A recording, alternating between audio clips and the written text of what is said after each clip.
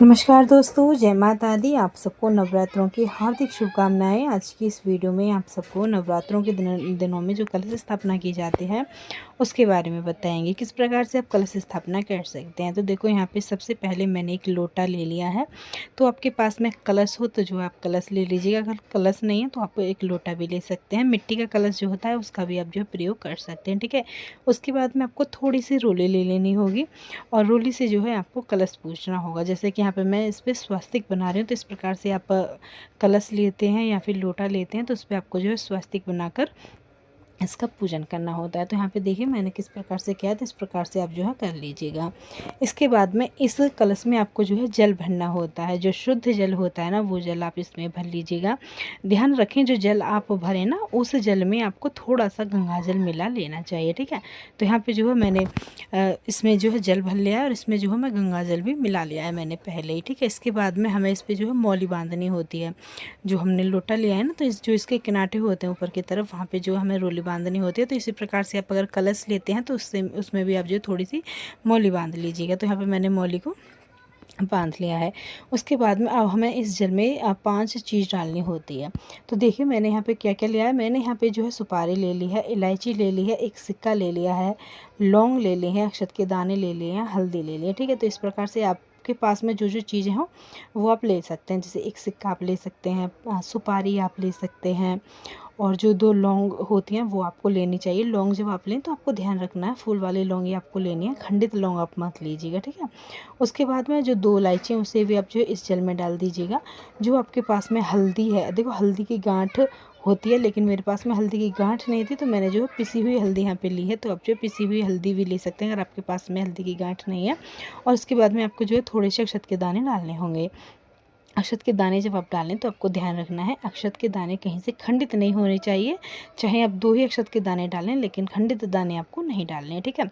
उसके बाद में जब हमें ये कलश स्थापित करना होता है ना, तो उसके लिए हमें जो है थोड़े से अक्षत के दाने रखने होते हैं। देखो माता का जो सीधा हाथ होता है उस तरफ हमें जो है कलश स्थापित करना होता है। तो यहाँ पर मैंने थोड़े से अक्षत के दाने, चावल के दाने नीचे रख लिए। जब माता की चौकी लगाई ना, उसकी साइड में जो है हमने थोड़े से यहाँ पे चावल के दाने रख लिए हैं। इसके ऊपर हमें कलश रखना होता है। देखो कलश जो है, जो हम ज्वारे बोते हैं, जैसे जो हम बोते हैं ना, उस जौ के पात्र में भी हम इस कलश को रख सकते हैं। अगर आप अलग से रखना चाहते हैं तो अलग भी आप रख सकते हैं, ठीक है। तो यहाँ पे जो है मैंने आम के पत्ते ले लिए हैं। तो आप जो है आप 5 आम के पत्ते ले लीजिएगा। अगर आम के पत्ते आपको नहीं मिल पाते हैं तो जो अशोका के पत्ते होते हैं वो भी आप ले सकते हैं। तो यहाँ पे जो है मैंने 5 आम के पत्ते ले लिए थे। 5 जो आम के पत्ते लिए हैं, इनसे जो है मैं 5 पत्तों पे थोड़ा थोड़ा चंदन और रोली लगा दूंगी, इनका पूजन कर लेंगे। तो इसी प्रकार से आप जो है थोड़ी थोड़ी रोली लगा के ऊपर से जो है इन पे चंदन लगा दीजिएगा। अब ये 5 पत्ते हमारे तैयार हो गए हैं। अब इन्हें जो है हमें कलश में लगाना होता है। तो देखो मैं यहाँ पे आपको लगा के दिखाऊंगी। तो इस प्रकार से जो आप कलश में ये 5 पत्ते लगा लीजिएगा। इसके बाद में आपको नारियल लेना है।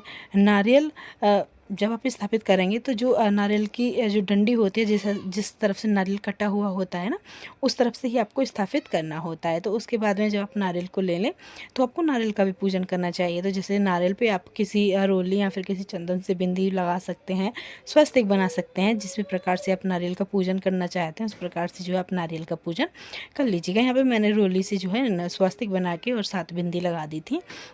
उसके बाद में एक माता की चुंदरी आपको लेनी है, जैसे मैंने यहाँ पे ले लिया। तो जो है आपको जो है चुंदरी से इस तरह से नारियल को लपेट देना है। इसमें आप जो मौली होती है उसका भी इस्तेमाल कर सकते हैं। तो यहाँ पे जो है मैंने चुंदरी ले ली है। चुंदरी से मैंने अच्छी तरह से नारियल को लपेट दिया, ठीक है।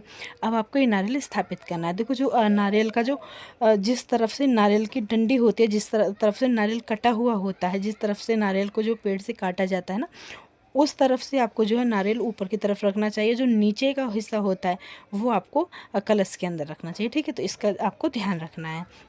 तो यहाँ पे जो है मैंने नारियल को अच्छी तरह से स्थापित कर लिया था। जो कटा हुआ भाग होता है नारियल का डंडी वाला, वो जो है मैंने ऊपर की तरफ रखा है। यहाँ पे आप थोड़े से अक्षत के दाने कलश के ऊपर रख दीजिएगा। जो नारियल है उसके ऊपर रख दीजिएगा। कोई भी फूल वगैरह आपके पास में हो तो उसके ऊपर जो है आप कोई भी फूल वगैरह रख सकते हैं। जो आपके पास में फूल हो वो जो है आप यहाँ पे रख सकते हैं। अच्छा, ये जो है ज्वारे हैं जो होते हैं वो मैंने आपको यहाँ पे छोटे से एक पात्र में बताए हैं।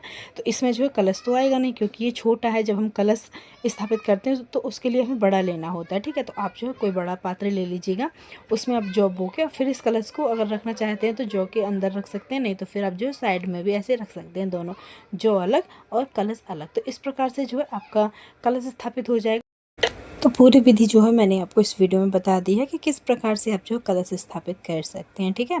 तो इस प्रकार से अगर आप चाहते हैं कि आपको इस प्रकार से कलश स्थापित करना है तो आप जो इस प्रकार से कलश स्थापित कर सकते हैं। अगर वीडियो आप सबको अच्छी लगी हो तो चैनल को सब्सक्राइब करके वीडियो को लाइक कमेंट शेयर जरूर कर देना। जय माता रानी की, जय माता दी।